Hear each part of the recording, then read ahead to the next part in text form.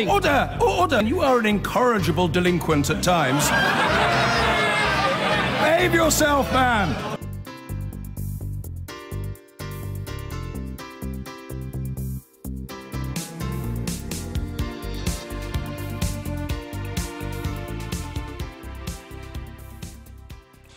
Now, centrist Labour MPs have called on their leader to harden his support for keeping close ties with Europe.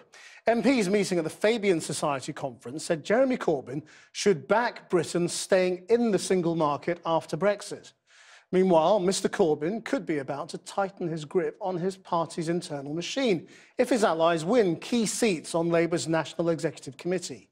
Jane Dodge reports. No to the EU. The referendum might be over, but the argument isn't. These protesters delayed the London mayor from starting his speech to the Fabian Society.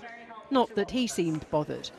They were pro-Brexit and pro-Trump, but also anti-Muslim. They were drowned out by EU supporters. Like the majority of Labour Party members, most of the people here today voted to remain.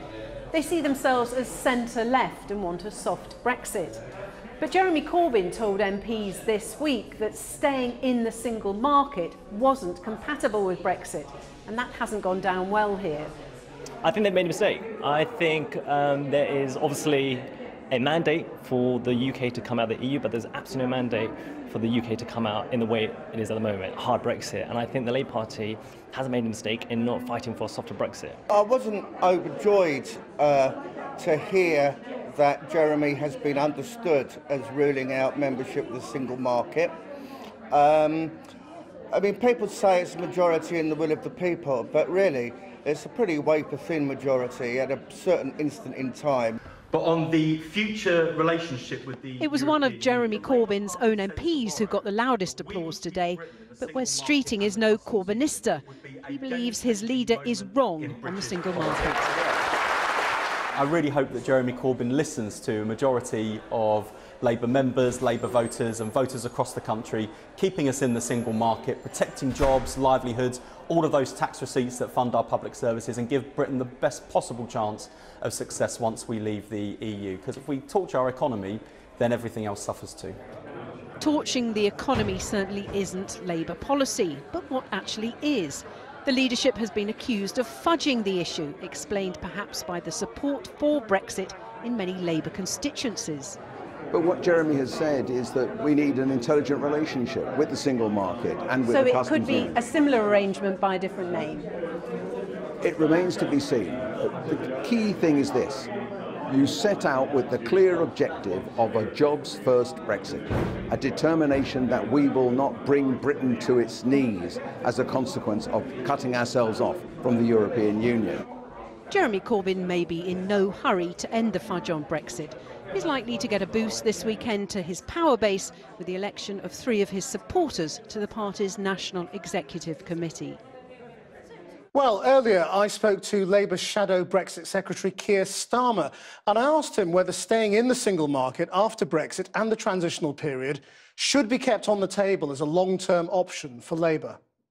Well, we've been really critical of the Prime Minister for sweeping options off the table, and what we've said is the benefits of the single market and the customs union are crucial, and we have to have a deal that achieves those benefits. What you call it doesn't matter as long as it delivers those benefits. That's been our position all the way through, and I think it's been the vast majority of people are in agreement with that position. See, Jeremy Corbyn keeps saying you can't be in the single market while leaving the European Union. That is factually wrong, isn't it? Because Norway has that relationship. We make the mistake, I think, of going straight to labels. I think what matters is, does it deliver for business, does it deliver for communities and for our country?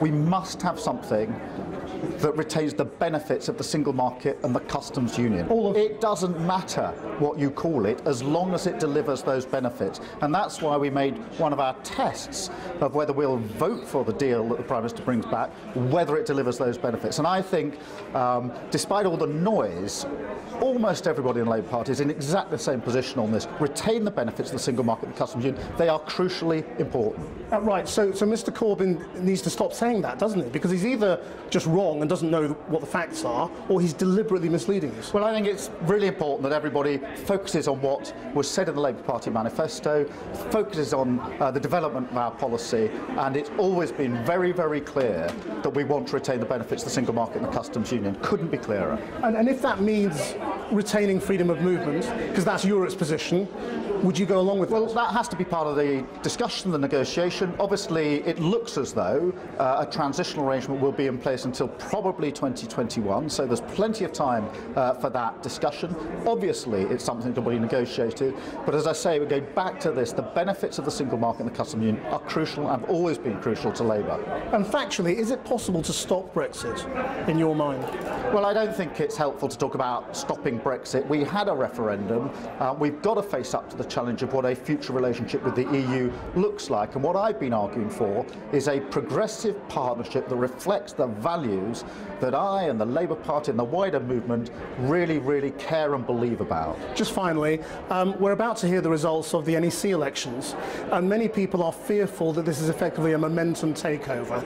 Do you think the Labour Party has now been captured by momentum? Well, let's wait and see what the results are. We're a democratic party. We have votes for positions, votes on policy, etc. We're a democratic party. Let's wait and see what the result is. Keir Starmer, thank you very much. Thank you very much.